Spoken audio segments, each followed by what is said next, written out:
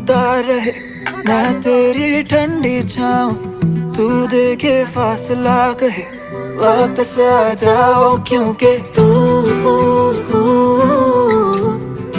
एक किताबे मजबूर गिर न पाऊं तुझसे मेरी गाने सुन रही थी मैं